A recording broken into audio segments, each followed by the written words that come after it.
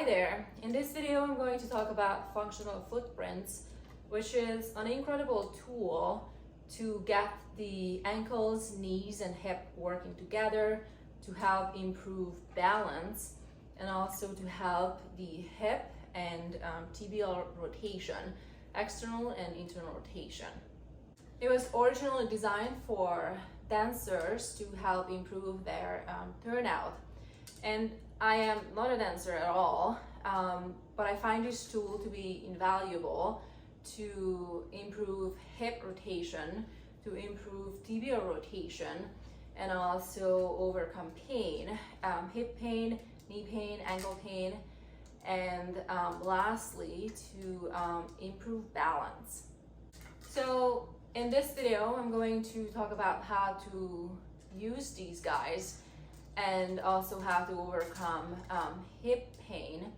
And I will make a separate video for knee pain and also to improve tibial rotation and tibial torsion. So this is what it looks like. It has a degree indicator or a built-in goniometer to measure external and internal rotation. And it also has a tip mechanism to challenge balance and alignment. So to stand on it, you're going to place it on the floor, and they're supposed to be 4 inches apart. And the way to measure that is then when you place them on the floor, when you turn these things out, they're not supposed to touch each other. And it also has a marker. This is the marker in the back where you place your heel. There are 2 markers to the side where you place your lateral and medial malleoli, your ankle bones, and there's a marker in the front, which is where your second toe is supposed to come. So put it on the floor, measure the 4 inches, and then you're going to place your heel, place the ankle bones, and then place your second toe.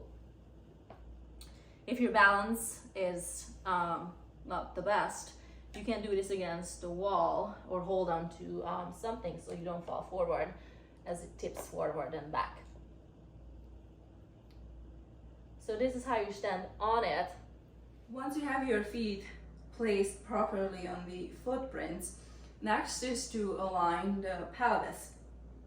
So you want to place your hands on your hip bones, your ASIS, and your middle fingers on your pubic bone. And with this, you can see that you are in space, meaning you walk around with an anterior tilt, a posterior tilt, because the goal is to stand up tall, to be with a neutral pelvis. Once you have that, next is aligning the containers.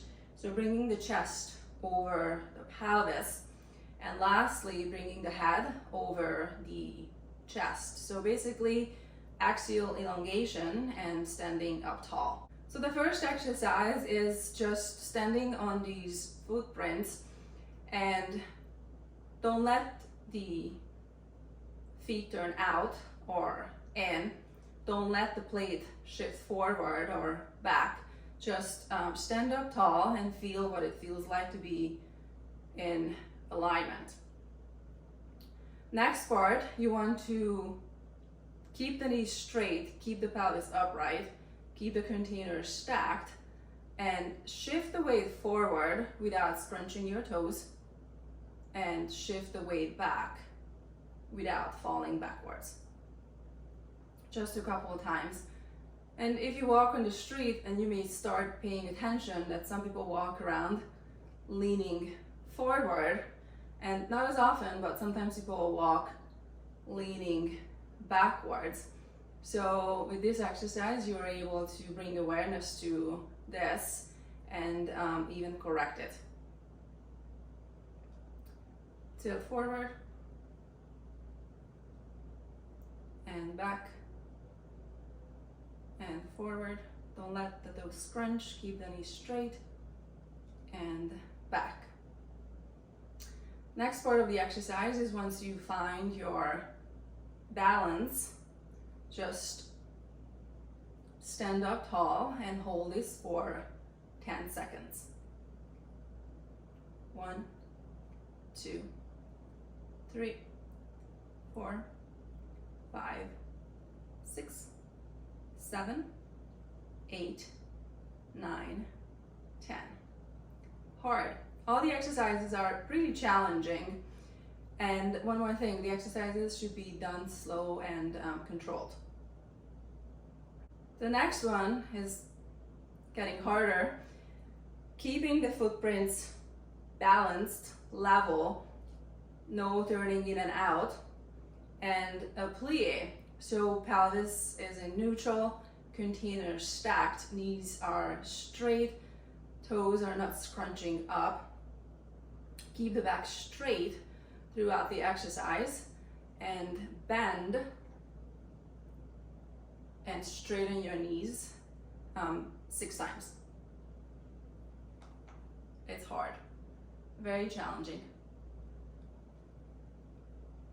2. The hardest for me is keeping my toes down. I feel this a lot in my shin, tibialis anterior, and also fair amount in my low back.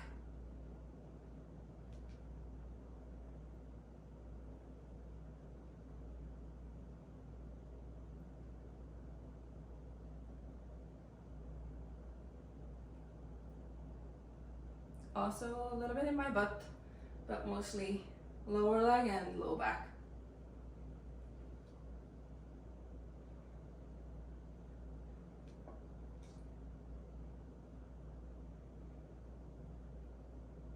Also very hard to balance the legs from turning in and out and keeping this thing level. Okay, next is measuring internal rotation.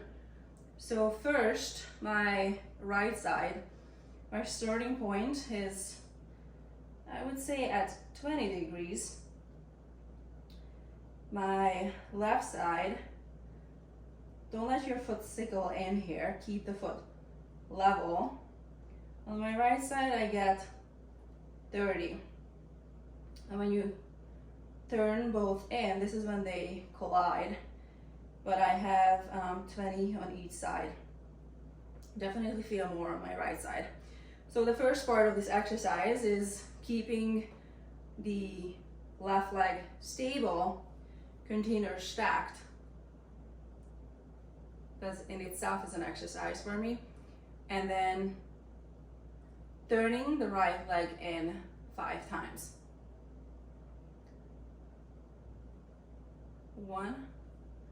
And the movement happens from the hip joint. The foot is not driving the movement. Movement happens from the hip. 3.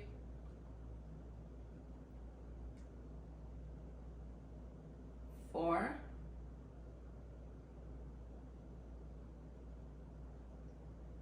And 5. And here, of course, I have to mention that it's completely okay to have 2 different hips. The goal is not to strive for symmetry. The goal is to see where you are currently and challenge and improve on that. So next part, right leg stable, left leg turns in, containers are stacked, the footprints balanced, left leg in, don't let the foot sickle in. 1, 2, easier. 3, 4, and 5. Next part is turning both in while keeping the pelvis and container stacked. Knees are straight, toes are down. 1, 2,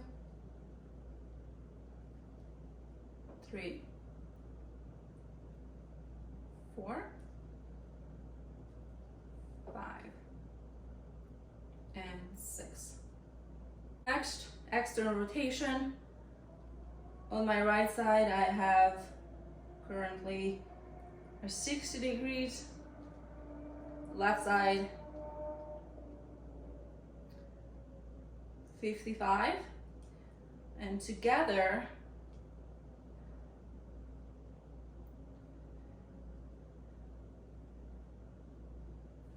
around 50, almost 50.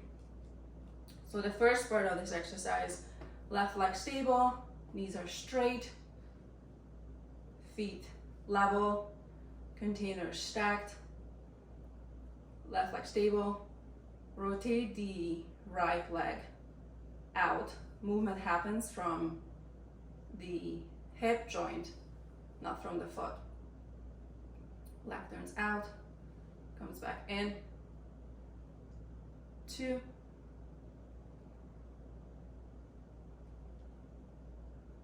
3, 4, and 5. Feel it all in my butt.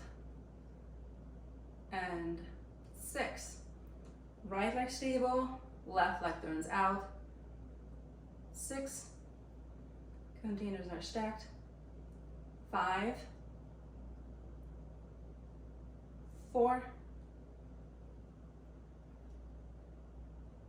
3, 2, 1. One more. Last one. There. Also hard to keep the standing leg stable. So using the inner thigh as well for stabilizing. Next part, container stacked. Knees are straight, feet level, and pivoting from the hip joint, bilateral external rotation. 6, 5, 4, 3, 2. This is a spiraling movement. 1. Feel it a lot in my butt. Last one. Next part, getting harder. So turn the legs out. Keep the knees straight while you're turning the legs out. Bend the knees. Keep this thing level, hard, very challenging. Keep the back straight, very challenging. Again, I'm not a dancer, not super flexible. I should practice this more. Stand up tall. Feel a lot in the joint. Turn it back in. 6. Turn out. Footprints level. Pelvis stacked. Bend. Ooh. Straighten. Turn in. 3. Turn out. Bend. I cannot even go lower. Straighten. Come back in. Out.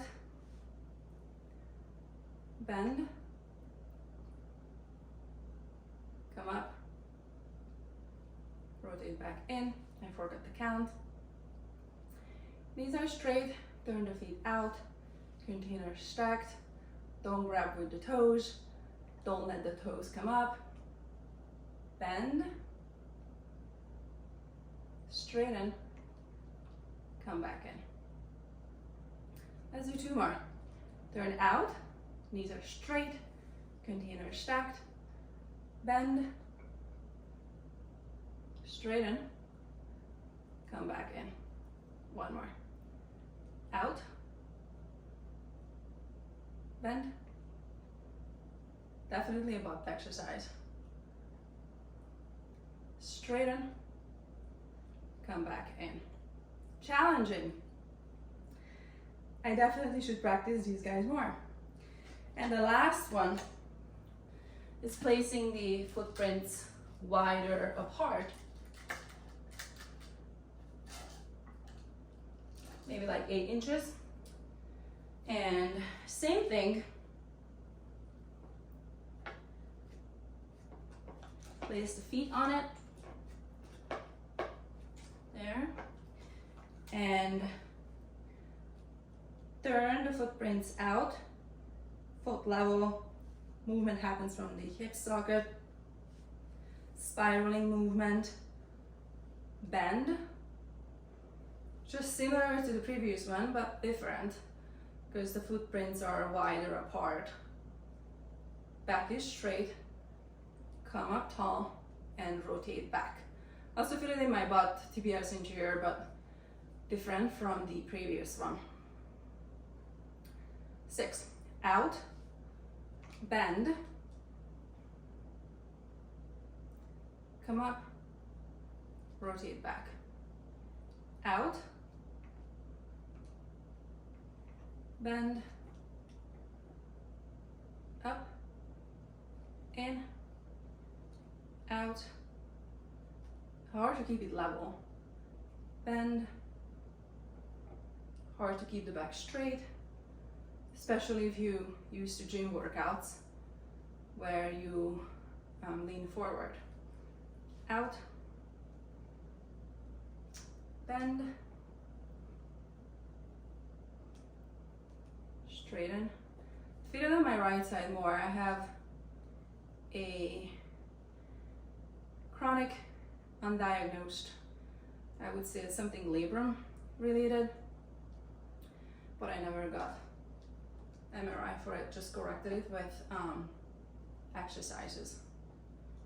Up, in, out, bend, up, in. Again, forget the count. Out, bend, hard, challenging, up, in. Also, I find these exercises really good when you want to calm your nervous system and when you want to focus, because here you really have to focus. Out,